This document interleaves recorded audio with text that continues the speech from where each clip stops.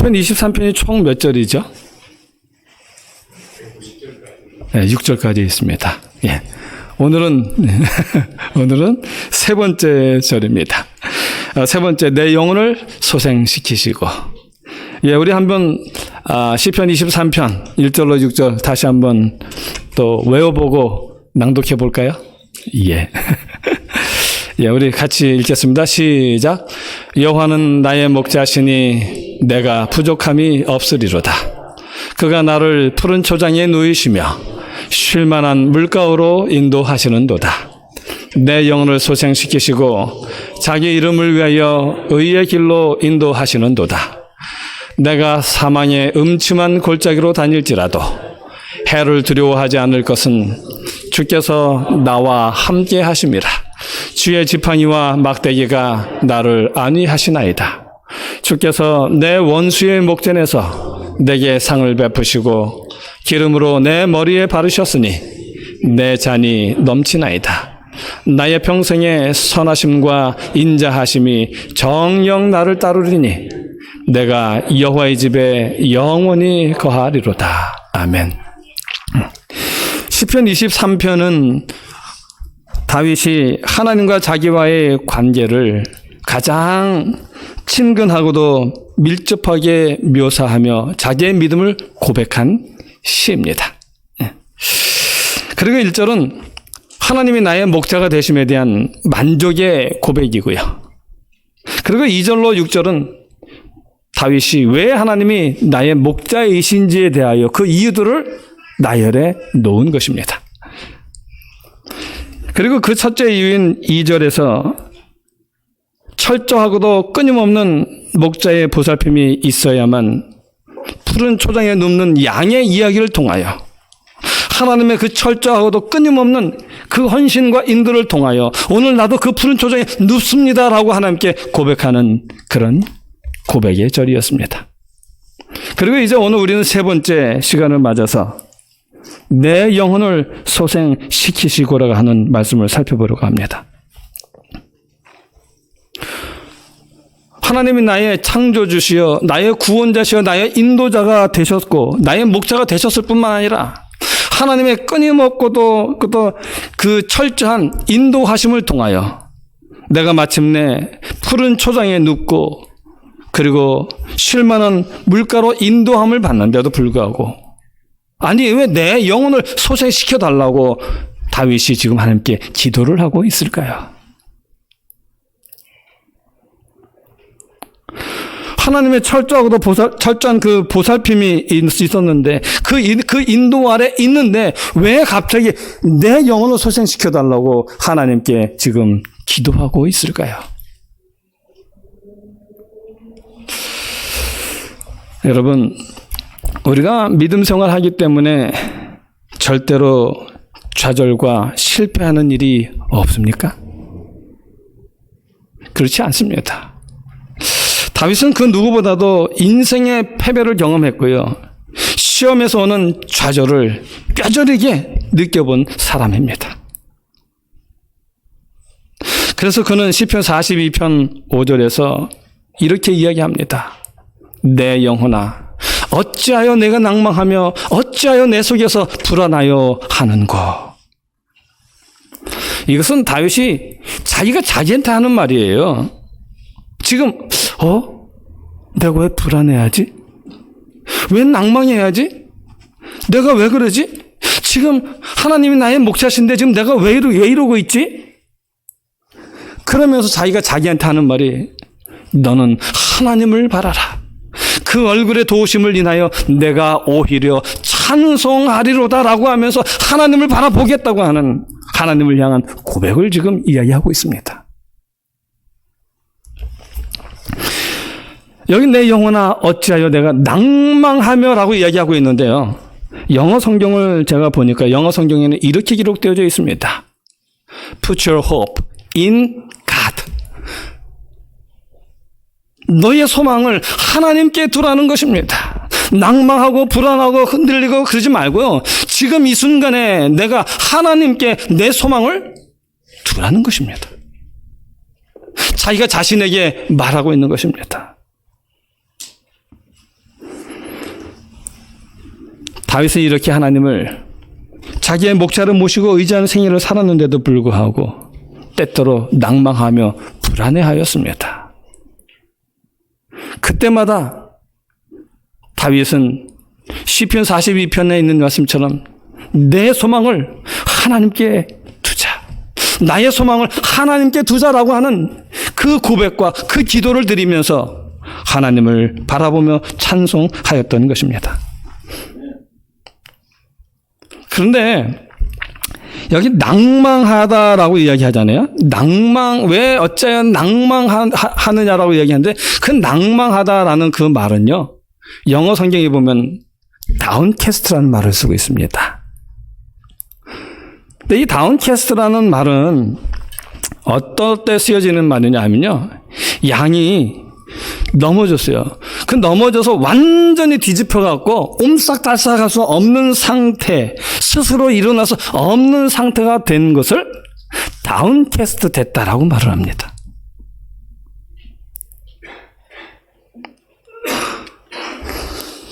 완전히 넘어져서 옴싹달싹 없는 그 양들은 두려움과 좌절 속에 매 하면서 그냥 울기만 하고, 그리고 누워서 막 발버둥만 칩니다. 근데 이때 만약 목자가 빠른 시간 안에 그 양이 그게 다운캐스트된 상태에 있을 때에 빠른 시간에 와서 목자가 도와주지 않으면 양은 그냥 죽게 됩니다. 그래서 목자는 틈나는 대로 양의 머리를 세든지 아니면 양의 발을 막 세요. 왜냐하면 뒤집은 양은 맹수들, 그 다음에 또 그 하늘에 나는 그 독수리나, 그렇죠? 이런 새들의 쉬운 먹이가 되기 때문에, 그래서 그는 틈이 날 때마다 내 양들이 다 있는지 그 머리를 다 셉니다. 한 번 세는 게 아니라요, 틈이 날 때마다, 그리고 지속적으로 그 양의 머리를 세는 것입니다. 그런데 이렇게 양들이 넘어지는 데는 큰 놈이나 작은 놈이나 힘이 센 놈이나 힘이 약한 놈이나 가릴 것 없이 다 넘어져요. 그런데 이 양들이 언제 넘어질까요? 양들이 넘어지는 세 가지의 경우가 있습니다. 그 첫 번째는 뭐냐면 우묵하고 편안한 곳을 찾아 눕다가 넘어져요. 목자의 인도와 보호로 배를 채우고 두려움에서 벗어난 양들이 쉬고 싶어 합니다. 그리고 푸른 초장에 누우려고 해요. 그래서 눕기 위해 내가 눕기에 가장 좋은 것을 찾아서 이리저리 두리번 왔다 갔다 이렇게 돌아다닙니다. 그러다가 마침내 자기가 들어눕기 가장 좋다고 여겨지는 곳을 찾아서 거기서 들어누워요. 그런데 양들이 가장 특별히 좋아하는 곳이 어디냐면 약간 오목하고 편안한 곳을 좋아합니다. 그런 곳을 찾아서 눕고는 제일 편안한 자세를 잡으려고 요리조리 뒤척거려요. 그러는데 이 우묵하고 편안한 곳이 약간 경사가 졌기 때문에 요리조리 자리 잡으면서 움직이다가 까딱하면 어떻게 될까요? 헷가닥 뒤집혀지는 거예요. 그래서 뒤집어주면 이제 자기가 막 똑바로 잡으려고 막 움직여요. 근데 움직이면 똑바로 잡아주는 게 아니라 오히려 더 완전히 뒤집어져서 이제는 스스로 돌아서지 못할 만큼 뒤집어지게 되는 것입니다. 그러면 양은 뒤집힌 채 그 두려움과 초조함의 발을 막 구르게 돼요. 그리고 발을 막 뒤로 넣어서 막 발을 구르다 보면 시간이 조금 지나게 되면 이 양은 위가 몇 개 있잖아요. 여러 개 있잖아요. 그 중에 그 혹이라는 곳이 있는데 그 혹이냐면 대세김질하는 동물의 첫 번째 위라고 합니다.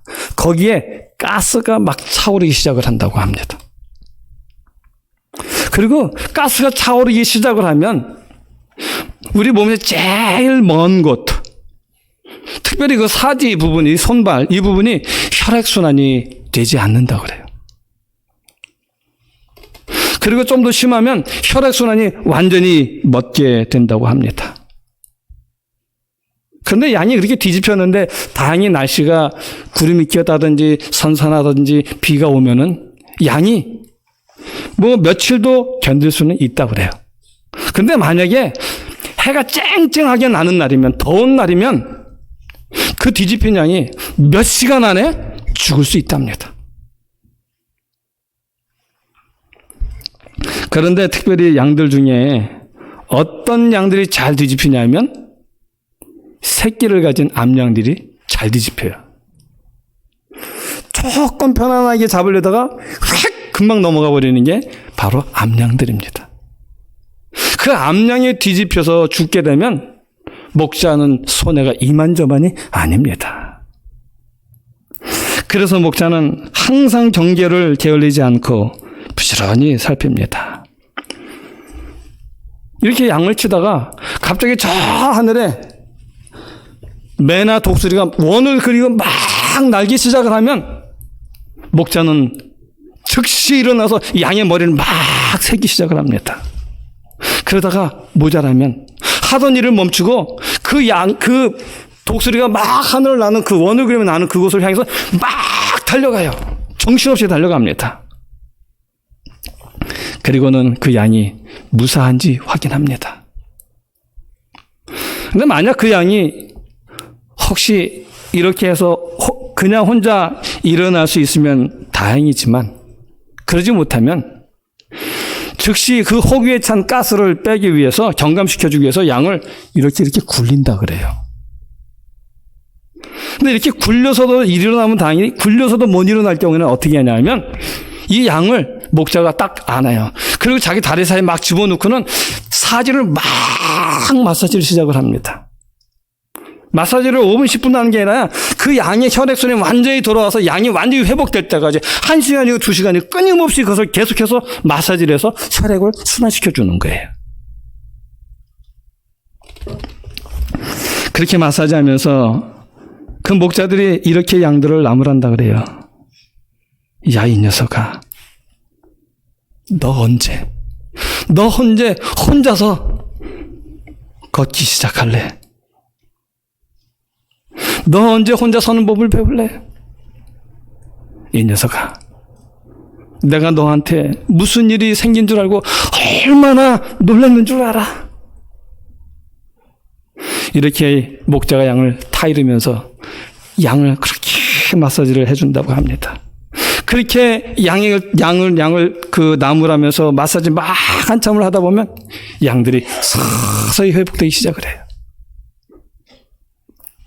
그래서 회복되기 시작하면 서기 시작하고, 서기 시작하면 걷기 시작하고, 그리고 이내 물에게 뛰어가서 다시 살 기회를 얻은 그 기쁨 때문에 펄쩍펄쩍 뛰면서 즐거워한답니다. 여러분, 우리도 우리의 삶에서 넘어질 때가 있지 않습니까? 잠언 24장 16절에 보면은 7번 넘어져도 다시 일어나는 것이 의인이라고 이야기를 합니다. 그리스도인들도 넘어집니다. 내가 날마다 주의 지배 아래 있고 그 인도하심을 받고 있지만 넘어집니다. 그때가 어느 때인가 하면 내가 고생 안 되고 인내할 필요도 없는, 그래서 자기 수련이 되지 않냐는 어목하고 편안한 곳, 구석진 곳, 안락한 곳을 찾는 바로 그때가 넘어지는 때입니다. 나 혼자 정신없이 달려왔거나 이만하면 됐지, 이제 좀 쉴만하지라고 하는 생각이 들고 구석진 곳을 좋아하기 시작하는 그때가 바로 넘어지기 시작하는 때라고 합니다. 꾀가 나기 시작한다면 이것은 넘어지려는 징조입니다. 사도 바울이 교회에 편지하길 고린도전서 2장 10장 12절에 보면 그런즉 선조로 생각하는 자는 넘어질까? 조심하라고 이야기합니다. 선줄로 생각하는 자는 넘어질까 조심하라. 혹 내 마음이 꾀가 나고 구석진 것을 좋아하고 편안한 것을 찾는다면 내가 넘어지려고 하는구나라고 생각하시기 바랍니다. 우리 그리스도의 삶에 있어서 우리에게는 편안하고 구석진 것을 찾을 수 있는 그러한 시간은 없습니다. 주님 오실 때까지 우리는 늘 깨어서 그분을 기다려야 되기 때문에 우리에게는 그런 시간이 없습니다. 그래서 때때로 우리가 우리의 평안한 생활을 우리가 고집할 때가 있어요. 아늑한 구석을 계속 고집할 때가 있습니다. 그럴 때는 하나님께서 어떻게 하시냐면 우리의 유익을 위해서, 우리의 영혼을 소생시키기 위해서 우리의 초장을 편치 않은 초장으로 옮기십니다.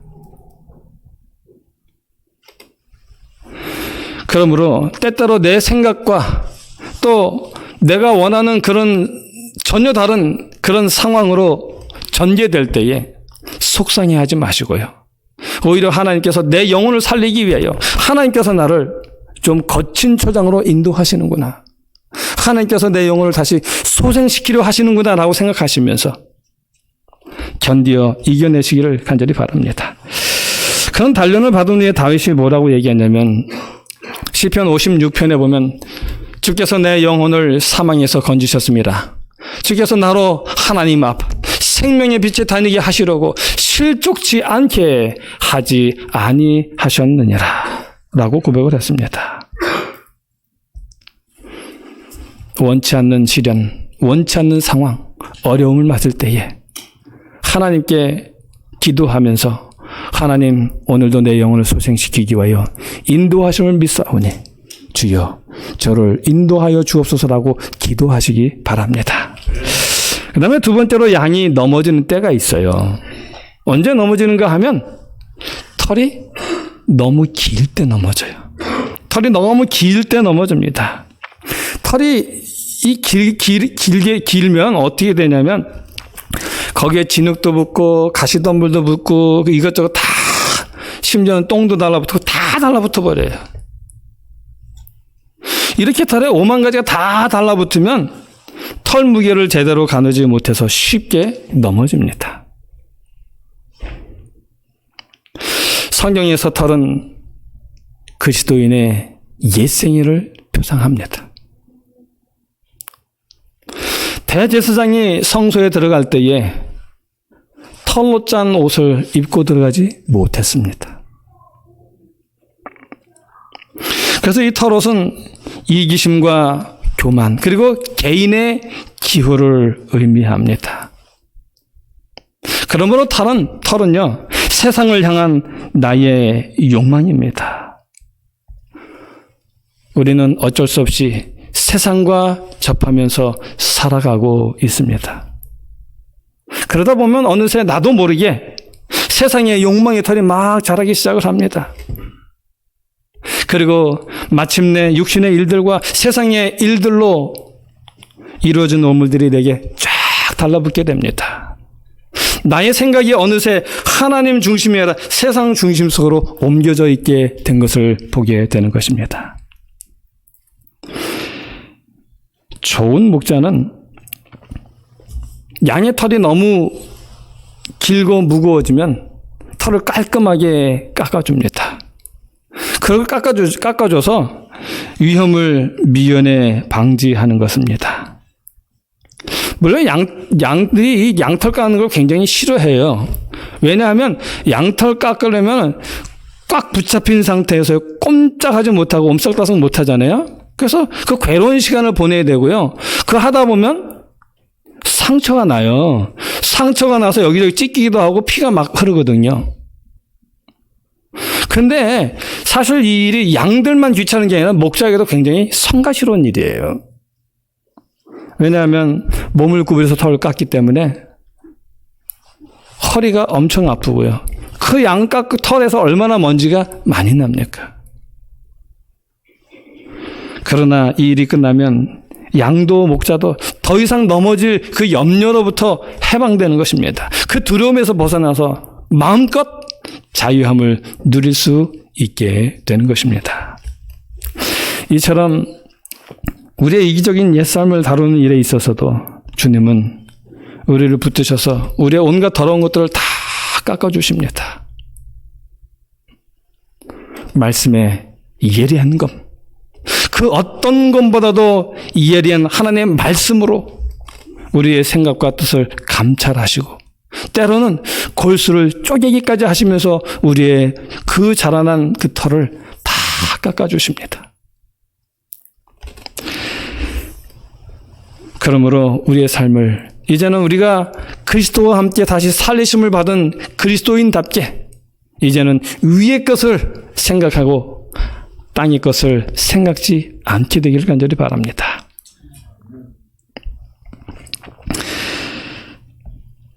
세 번째로 양이 넘어지는 이유가 있습니다. 그 이유는 뭐냐면 살이 쪄서 뚱뚱해질 때 넘어집니다. 운동하며 적당히 찐 살은 보기에도 좋고 건강하지만 지나치게 살이 쪄서 뚱뚱하게 되면 오히려 건강에 해가 되고 둔화해져서 잘 넘어집니다. 이럴 때 목자가 어떻게 하냐면 그 양들을 더 험한 길로 인도해요. 그리고 조금밖에 못 먹게 해요. 그렇게 해서 양을 다시 민첩한 양으로 회복을 시키는데 이처럼 사람도 자기 사업이라든지 또 혹은 가정이라든지 기타 여러 가지 일이 잘 되었을 때 번영할 때에 늘 마음속에 이제는 됐구나 하는 생각을 가지게 됩니다. 행복과 자신감에 빠지게 되지요. 그럴 때가 바로 넘어질 때입니다. 뭔가 해놓은 것 같은 그런 생각이 들 때에 그래서 여유를 좀 가질 수 있겠다라는 생각이 가질 때에 그때가 바로 넘어질 때입니다. 사도 요한은 라오디게아 시대를 살아가는 우리에게 이렇게 말합니다. 요한계시록 3장 17절에 보면 내가 말하기를 나는 부자라 부유하여 부족한 것이 없다 하나 내 곤고한 것과 가련한 것과 가난한 것과 눈먼 것과 벌거벗은 것을 알지 못하느냐. 요즘 시대는 정말 없는 것이 없는 시대입니다. 부족한 게 뭔지를 모르고 살아가는 시대입니다. 그래서 없는 것 때문에 오히려 피곤한 시대를 살아가고 있습니다. 오히려 곤고하다 못해서 가련한 노예와 같이 살아가고 있습니다. 그래서 우리의 영적 눈이 벌거벗은 줄도 모르고 살아가고 있는 것입니다. 우리가 기억해야 됩니다. 물질적인 번영이 우리의 영적 건강의 기준이 되지 못한다는 사실을 기억하시기 바랍니다.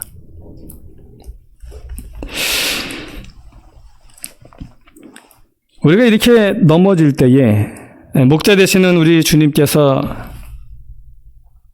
당신의 이름을 위하여 우리를 회복시켜 주신다고 합니다. 고린도전서 10장 13절에 보면 이런 말씀이 있어요. 오직 하나님은 미쁘사 너희가 감당치 못할 시험 당함을 허락지 아니하시고 너희 당할 즈음에 또한 피할 길을 내사 너희로 능히 감당하게 하시느니라. 여기 하나님 말씀하세요. 오직 하나님은 미쁘사 미쁘신 하나님이십니다. 그분께서 우리를 살리기 위하여 때로는 우리 입맛에 거칠고 또 맞지 않는 그런 것들을 주시기도 합니다. 우리의 삶을 고달프기도 하십니다. 그러나 기억해야 될 것, 그것은 하나님이 우리를 살리기 위한 처방임을 믿어야 합니다.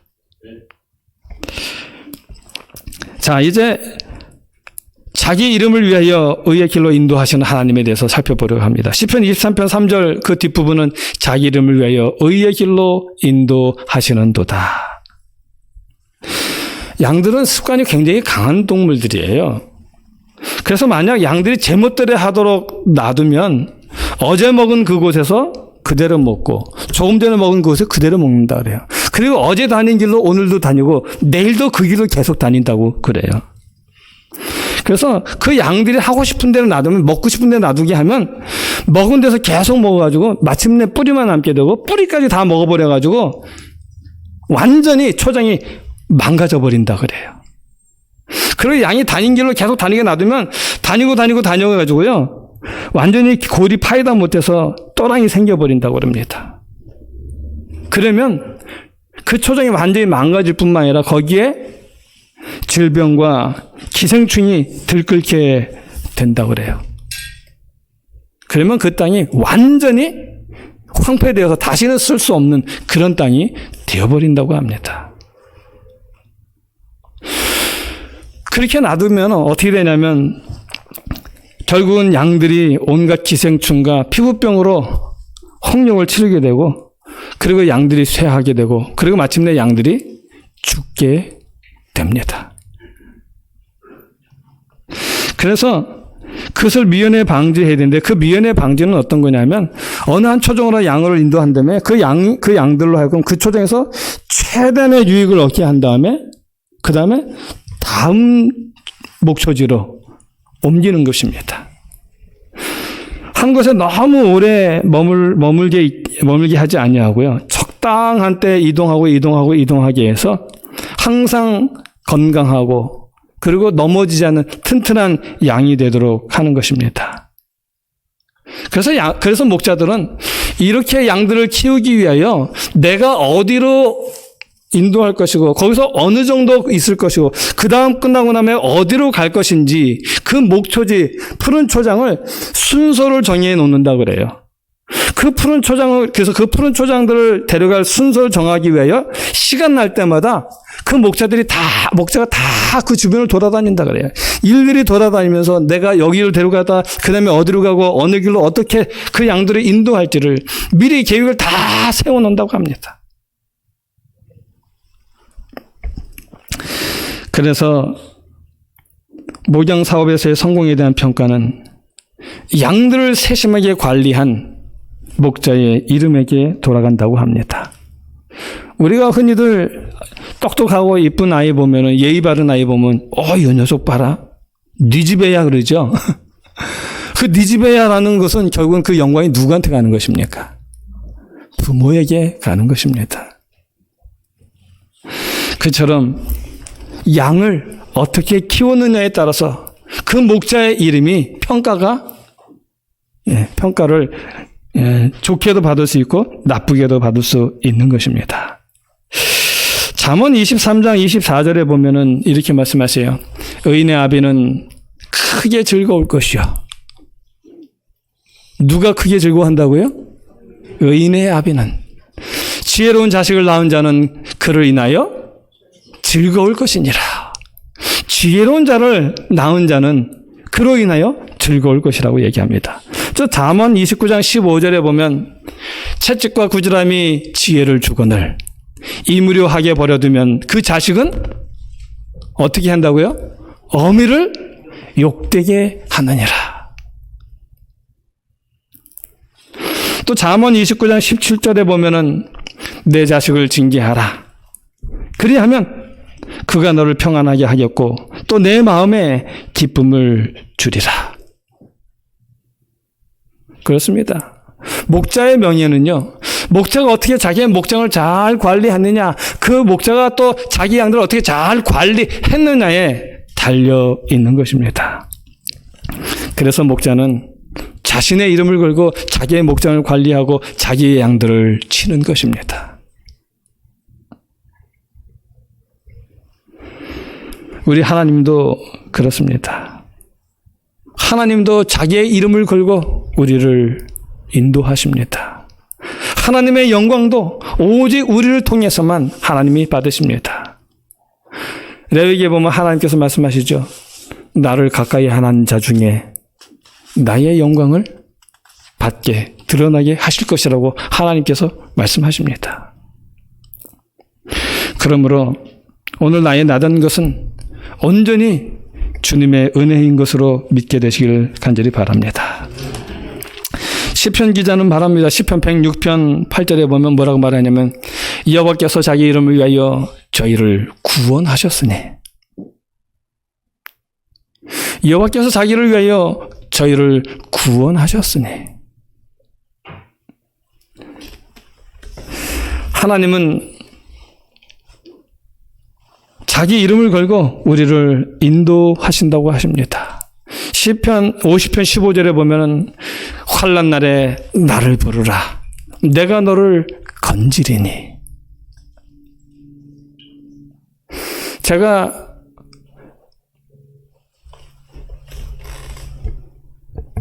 작년에 여기를 부임하고 난 이후로 제가 말씀을 보면서 전에 느끼지 못했던 것을 느끼는데요. 그 구약에 있는 하나님의 그 이야기들, 그 백성들의 이야기를 볼 때마다 하나님께서 그들을 어떻게 사랑하시는지, 내가 너희를 애굽에서 불러내었다 말씀하시고요. 내가 너희의 하나님이 되기 위하여 내가 너희를 불렀다라고 말씀하시고요. 그리고 하나님께서요, 그들이 마침내 하나님께 말씀에 순종하지 않을 때에 그들이 알지 못하는 나라로 그들을 보내시는데 하나님께서 그들을 결코 잊지 않으시겠다고 말씀하셔요. 징계하시는 장면이 나오는데 그 징계하면서 막 말씀하시다가 내가 너희를 잊지 않으리라 라고 이렇게 말씀하시거든요. 저는 그런 걸 보면서 야, 하나님께서 우리가 미워서 우리가 혼나봐라 하면서 혼내려고 하시는 것이 아니라 하나님께서 어떻게 하든지 나를 회복시키기 위하여 하나님께서 우리를 그렇게 인도하시는구나. 결단코 나를 잊지 않는 그 사랑으로 나를 인도하시는구나 하는 사실을 계속해서 하나님께서 보게 하셨습니다. 시편 23편 3절 하나님께서 우리를 그렇게 인도하시고 그렇게 회복하신다는 약속의 말씀입니다. 이제 말씀을 마치면서 여러분 아무쪼록 내 삶에서 무슨 일을 만나든지 하나님이 나를 그렇게 사랑하시고 기억하시고 인도하신다는 사실을 믿으시고요. 다윗처럼 하나님을 오히려 바라고 앙망하는 매일의 삶으로 승리하시고 마침내 우리 하나님을 뵙게 되기를 간절히 바라면서 말씀을 마치겠습니다.